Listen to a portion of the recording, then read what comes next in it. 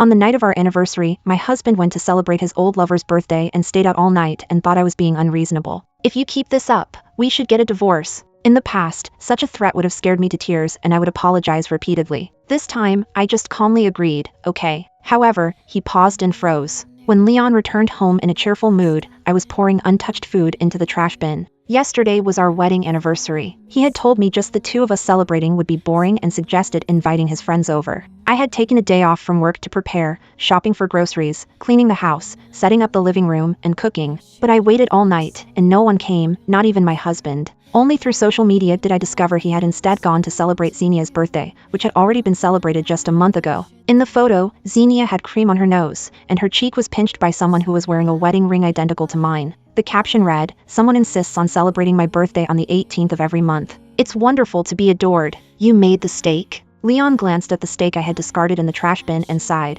If you are not good at cooking, don't waste food. Previously, I would have confronted him for abandoning me to celebrate with Xenia. Now, I didn't care anymore. I had to clean up and discard the remnants of last night's preparations. Leon unexpectedly stopped me as I was cleaning up, pointing to a takeout box. "Nora, I brought you a cake." "Okay." I appreciated the gesture, as Leon always tried to mollify me with treats whenever I was upset, assuming that food would smooth things over. Glancing at the cake, I had never seen a birthday cake packaged in a takeout box before. Clearly, it was leftovers from Xenia last night. "Have some, babe. I'll go take a shower first." Watching him happily head for the bathroom, I continued cleaning up the trash. As I picked up the scissors to cut the flowers on the table, his phone lit up. He always set it to silent mode when he came home. Without meaning to, I saw a message from Xenia on the screen. "Leon, you were so naughty last night, my waist still hurts. I knew you were always trying to peek at my phone, Nora Wilson." Leon snatched the phone from me with his temper flaring. The scissors slipped and cut my palm. Blood flowed immediately. Leon looked at me impatiently as if I was causing trouble again. "Stupid," he muttered reluctantly. "Come on, let's go to the hospital." I didn't refuse. The wound was quite deep and painful. As we drove, I noticed our car, which we had chosen together, now bore traces of Xenia. Two small dolls, a man and a woman kissing, sat on the dashboard, bearing the engraved names of Leon and Xenia. His eyes flickered with a hint of embarrassment. Xenia thought my car was too bare and gave me those dolls randomly. I pressed gauze against my palm, staying calm.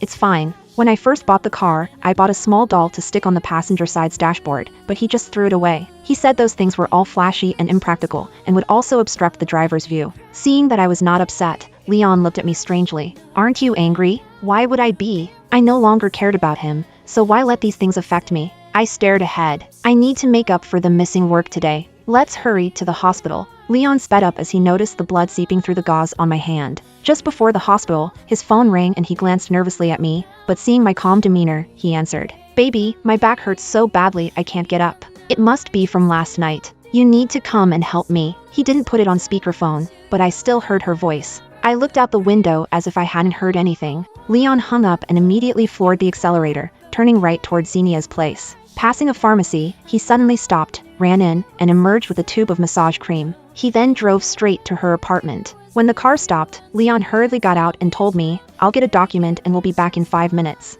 After he locked the car, time blurred as dizziness and pain overtook me, and my bandage was soon soaked with blood. Eventually, passers-by found me unconscious, broke the car window, called an ambulance, and took me to the hospital. In the evening, Leon finally returned home. I was sitting quietly, sipping porridge. "Where's my dinner?" he asked. He knew about my injury but still told me he'd be home for dinner. Yet, I had only ordered for myself. My face pale, I continued eating. I didn't check my phone. He noticed the cake on the table, untouched, and asked, "You didn't have the cake?" Too weary to even lift my eyelids, I muttered, "Maybe it went bad after sitting out." Leon seemed to remember something and handed me a gift bag. "Here's a new lipstick. Don't go to work looking too plain." After finishing the last sip of porridge, my lips drained of blood and had lost their color. "You can give it to someone else. I'm allergic to lipstick." When I first got together with Leon, he once gave me a lipstick, but I told him I was allergic. He had seemed embarrassed then, thinking I wore lipstick because my lips were rosy. It seemed he just remembered that. I set down the bowl, took my phone, and sat on the couch, watching funny videos and laughing.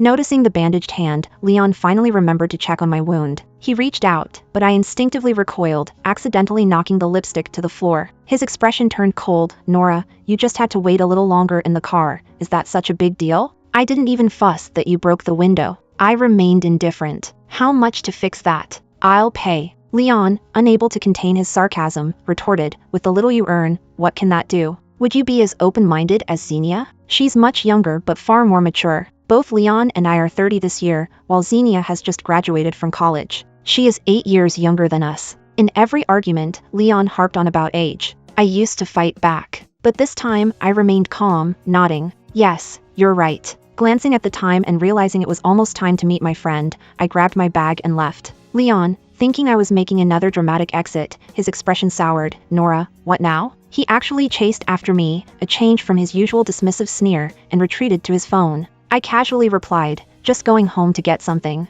Leon opened his mouth but ended up saying nothing. I was actually consulting with my friend about divorce. My phone beeped. It was Leon, asking where I was.